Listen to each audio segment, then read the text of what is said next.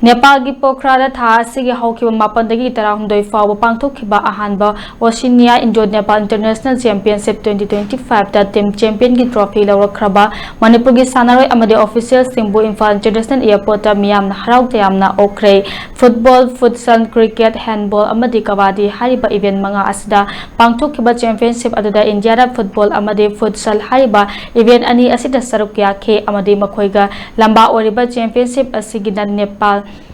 Mapu oriba Nepal bu maithiba piduna championship adu lawbangam ngamlakhibani haina team manager oriba Dr. Kiranyendra Bamna phongdorakhe masida natana mahakna makha taraduna international gi thakta pangthokpa championship aduda lamdam sida leiba football masana busu thamoi sengna pamjaba singna hotnaraga masa gi leijaba sel puthokuna amadi masana sebu nungsibiba mayamna panglakhiba matengdagi maipakna saruk yaba ngambani championship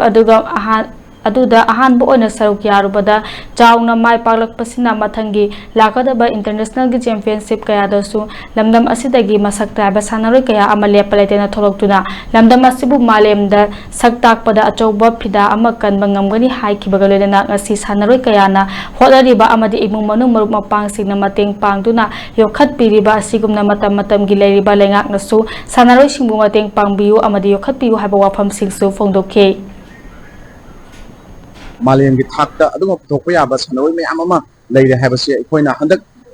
India history, the Nupigi, Aduma, Asian qualifying, my Palkumatam, the Su, the Manipuri, Tin Ketan, Hanguna Amadi, player Tarakanba, Aduga, Senia, the Su, Nipan, Kanda, Yorokiba, Nupagi, the Su, Kanabun Matanda, Koismina, Koi, Koi Krana, Pomjalaga, Ichai Sagi, Putoga, Marumapang, Matin Pang Viva, Mayam, Galuna, Madugi, Nasi Yauzu sentence as a my Pangla, Nasi, making a Koina. Haibang me Madudi Kogi, Sanariba player mayam Aduga, Yokat Payava mayam Malang with Hakta, Aduna Sanari Agado Mayamasu, Kogi Timsida, Yauri Hainadu audience in Kotaki Kontamda, the manager or in a Sasakiba, Koina Yamuana, Tintation, the Jelpons of Hauki, Aduna Equi Manipurgi, Asumba, Sana Konabagi, Yokat Pagi Posa, Equi Imu Isa, Aduga Nuchiva, Kogi sports Nuchido Kanguna. Yokat Pase, Sumna, Masigi, Matamatangi Langa, so Koishan Roising, Simasakangiraga, Sugumba tournament, pick one at the Sauva, me machine yamna, Tim Jam, Sanabanta Sanadaba, Aduma players sing the exposure of the experience,